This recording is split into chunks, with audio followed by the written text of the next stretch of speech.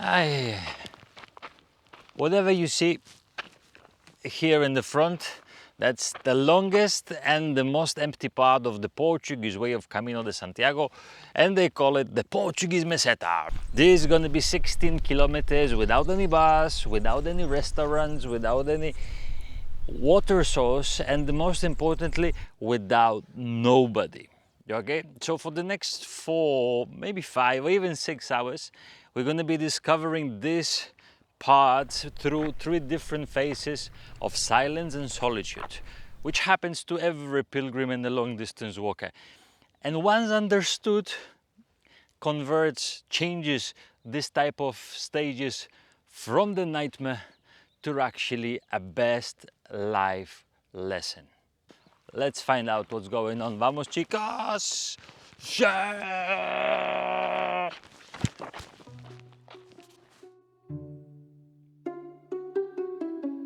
There are many difficult things about walking the Camino de Santiago, and with every passing day, they reveal themselves more clearly.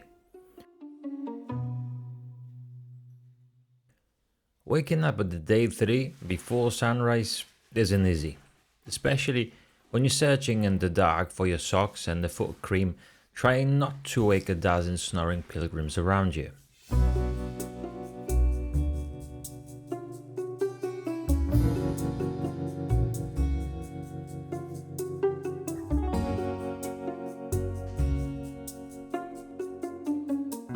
But that's not what I was afraid of. Before walking even begins, there is the sacred ritual, coffee. And at this hour, nothing is open.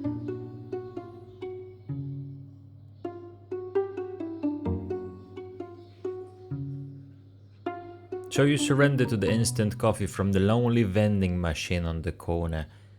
Villages like Azambuja don't make mornings easy. Can you start walking without the coffee? What's the hardest part of the Camino for you? Let me know in the comments. Because after that, the easiest part of the Camino begins, walking. And for once, the sky gives us some clouds. But again, there was no one to share this moment with. Phase number 1, negation. This is the first phase of silence. Strangely enough, famous for its crowds and a year-long accommodation booking, was now quiet.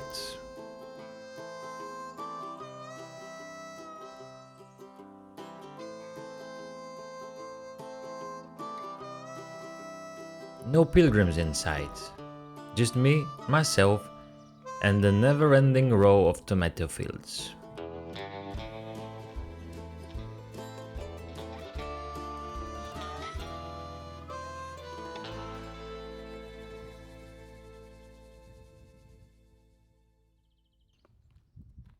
At first I tried to fight it. I spoke out loud,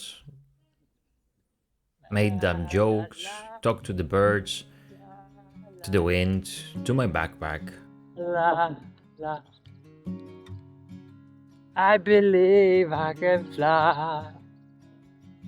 I even had full conversation to people who weren't there. This wasn't solitude, this was resistance. Resistance to being alone with myself, resistance to the silence I wasn't ready for. Resistance to the idea that this walk was already changing me, even if I couldn't see it yet.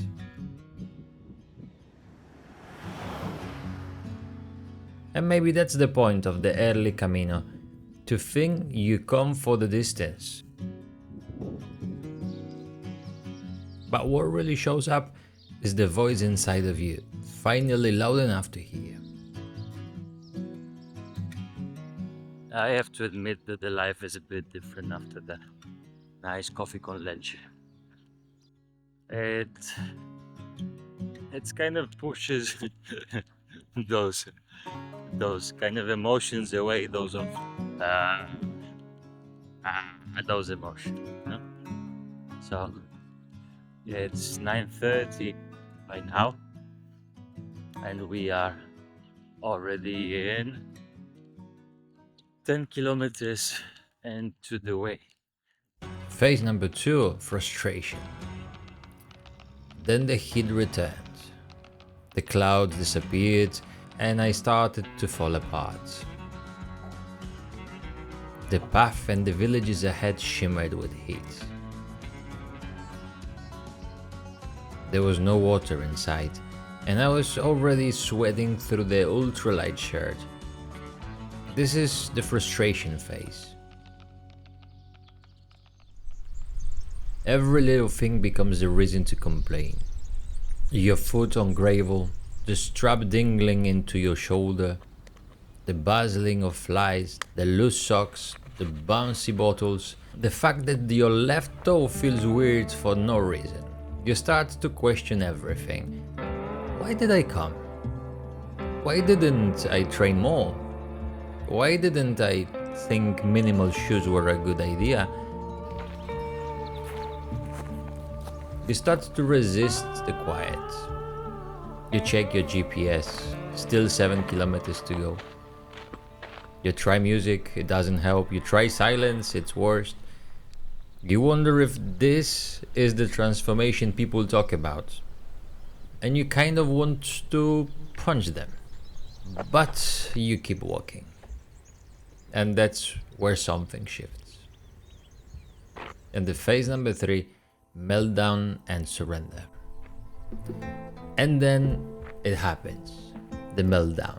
For me, it wasn't dramatic. No collapsing in the ditch and shouting to the sky. Just a quiet, deep surrender. I stopped, took my shoes off, drank the last of my warm water. Whose idea was that? Really, whose idea was that? Sat under the small tree and probably wasn't meant to be a shade, but became it anyway. I watched the dust move across the trail. I felt the Camino breathing to me and I let go. I let go of the plan, the place, the idea that I had to feel good all the time. And slowly, without knowing how, it passed. The weight lifted and the Camino gave me back my breath. I can already see the Santarão. I can see, that's a big statement. Whichever is just over there, it could be Santarão. And when I finally arrived at the end of the long empty stretch, I found other pilgrims.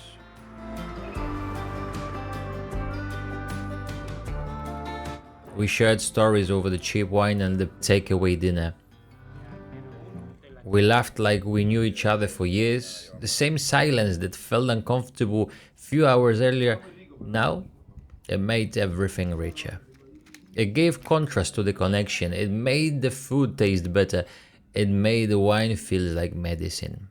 And for the first time since the walk began, I felt held by something bigger than myself. Planning to walk Camino de Santiago but worried you're missing something? Are you on a crossroads in life seeking clarity or a fresh start?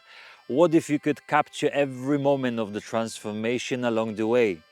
I've walked more than 10,000 kilometers around the world, and in my preparation packing list there is one thing I never leave behind. This journal, The Journey Within. Every Camino has taught me valuable lessons about life's twists and changes. The Journey Within isn't just another journal. It asks the right questions just at the right time, guiding you through the tough parts of the Camino and helping you to see what really matters. And it's not just my opinion. Thousands of fellow pilgrims have experienced its magic as reflected in their brilliant reviews. Camino is a one-in-a-lifetime experience. Make the most of every moment and get the journal now.